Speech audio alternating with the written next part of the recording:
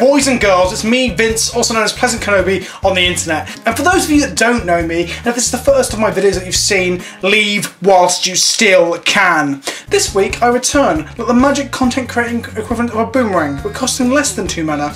I'm cheaper than that. I've had a week or so with no uploads simply because I haven't been feeling too good. A crippling sense of existential malaise and anguish in the face of an absurd existence would do that to a guy. This week I'm bringing you one hell of a trip though, an acid trip. This is a port of a Pauper deck of the same name into Modern. However, unlike the porting of Legacy Death and Taxes into Modern, this deck really isn't very good. The deck is based around the abuse of Acid Trip's trigger upon leaving the battlefield. Usually this quirky little enchantment from Planar Chaos would sit on a permanent, tick down, and eventually melt that permanent out of existence or into the opponent's graveyard. However, if we bounce it back to hand or flicker it out of the game, it still triggers to force the opponent to sacrifice the permanent. This means we can systematically take out key permanents like our opponent's lands, for instance, or their threats, or applying pressure through our flyers. In order to abuse Reality Acid, we have Core Skyfisher and Flicker Wisp to trigger it, whilst Momentary Blink and Restoration Angel allow us to further abuse these effects. Further to this, we have the usual arrangement of 4 Path to Exile to deal with creatures, as well as Wall of Omens to block and dig deeper into our deck. Heliod's Pilgrim allows us to search up auras, like Acid for instance, whilst giving us a body to block with. We also play some Spreading Scene, which is tutorable from the Pilgrim, messes with the opponent's lands, and provides a cantrip on its own, or with our Flicker Wisp in absence of our combo. The deck is far from perfect, and on early prototype I am just smashing through test rooms at the moment. Suntitan has been a great curve topper, but Revelation and Think Twice have been terrible and probably shouldn't be in the deck. These Think Twice should probably be Serum Visions to give us turn 1 play and to allow us to scry the pieces of the synergistic combo to the top of our deck, but I don't own any and I didn't bother to buy any new pieces for the deck.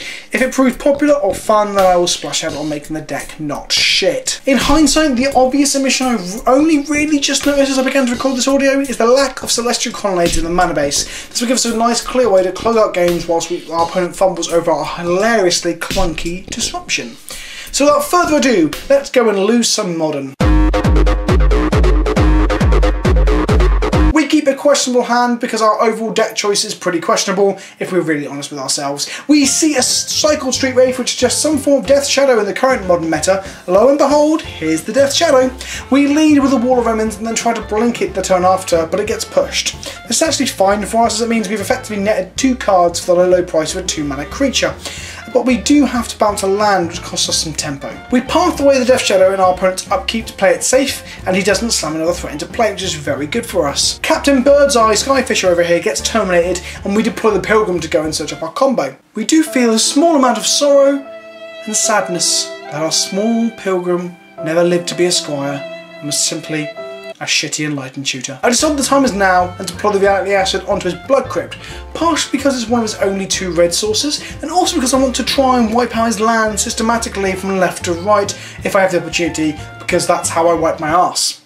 From left to right. Starting with the red bit. We use Core Fisher Price, Captain Hook, to disintegrate his Blood Crypt, which feels extremely satisfying. We play a wall which will serve as a firm and solid roadblock for the overly aggressive member of the Blue Man group here. I know it isn't exactly new ground, but seriously, the Snap Castle art looks like Tobias Funke from Arrested Development and a Seagate Oracle had sex, and this was the child, a child that came out looking like a member of the fucking Blue Man group. I proceed to cast Acid and then wisp it away, taking out yet another red source. I return it to play attached to the next most left card in his mana base. He begins to amass a whole fucking Blue Man group, which combine to double Inquisition my hand to pieces. He eventually concedes to a Ghost Quarter point at his Watery Grave in his upkeep. It seems like his experimental 4-colour Death Shadow list might not run any more than 1 basic and make it weak to mana disruption. In game 2, I have sided into some more removal in the form of Journey to Nowhere, and our hand is about as good as it gets when we play a pile of cards that hinges upon a slow and clunky synergy that isn't very good. He casts some Serum Visions like a player who actually understands how magic works, and we play a Wall of Omens because it's white and draws cards. A Thought Scour creates a turn 3 Tasigur, which our wall will struggle to block. I tried to be conservative with my resources by playing a tapped Fountain and a Journey to Nowhere. However, a rather obvious signposted Stubborn Denial teaches me that randomly slamming white cards into play is not how you win Magic. If I had sequenced my lines correctly, I would have had Path live now, but I don't, and I'm bad. I get hit for 4 and take a turn to play another blocker that finds me some acid.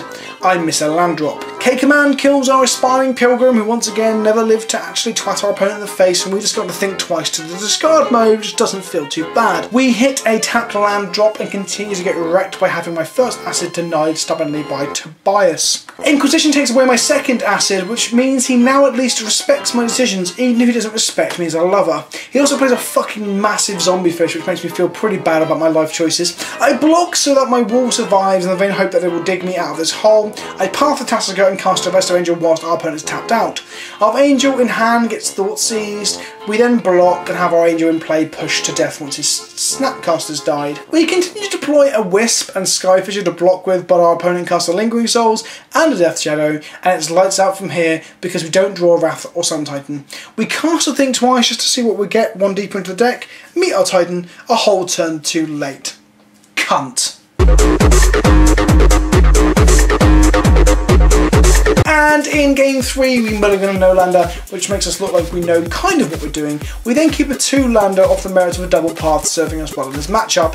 Our opponent eats a whole graveyard for 1 angler, which we send away to sleep with the fishes in exile or something. The double path lines up well here because the Grixis and the Jund version of Death Shadow actually don't feel that many threats, so they do struggle to keep the pressure on if you can remove each and every one. We once again fail to hit our 4th land drop, but our opponent appears to be playing nothing but lands, so I don't feel too pressured if he's flooding while we're getting screwed. Inquisition takes out our newly drawn 3rd copy of Path, and he deploys a Tassiger with no shields up, and we path the shit out of him. We finally hit a tapped blue source. I decide to Ghost Quarter myself to cast a Think Twice to see if I can hit the land drop, which seems super unintuitive when I look back on it, and I might have been because I was incredibly tired when I played this matchup. That and, well, I'm just a bit shit. Our opponent plays his 6th land, and I think we might be dangerously close to him having no lands left in his deck to fetch off his fetch lands. I play a Pilgrim and fetch some acid. He hits land number 7. I don't hit land number 5 because Magic hates me. I decide to evoke the Drifter to dig for more lands, and we hit 1. We continue to fail to hit land drops, but our Pilgrim does a good Delver impression by smashing into his face with a solitary act of pure aggression, over and over again.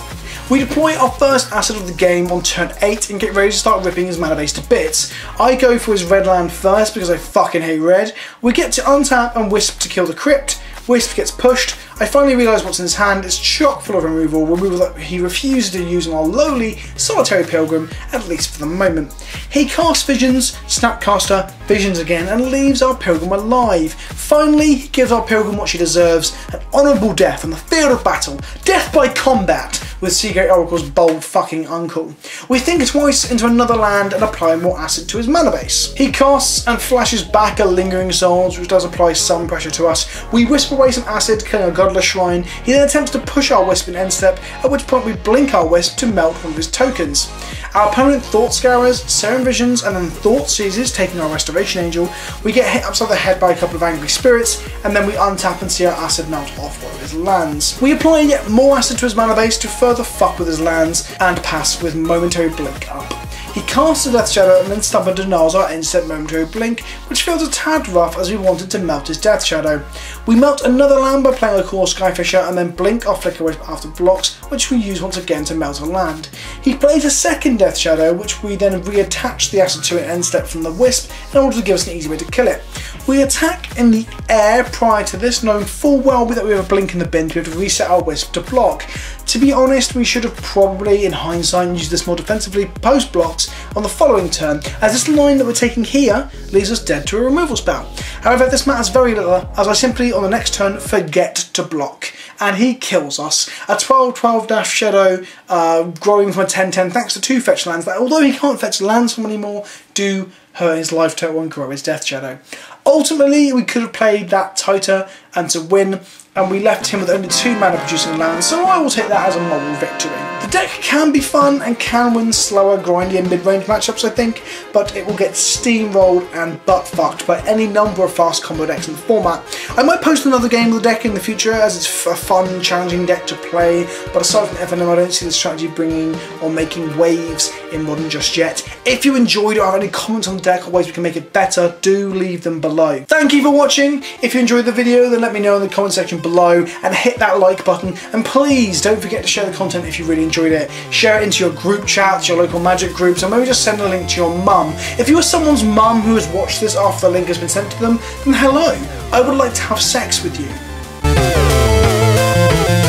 And don't forget to subscribe.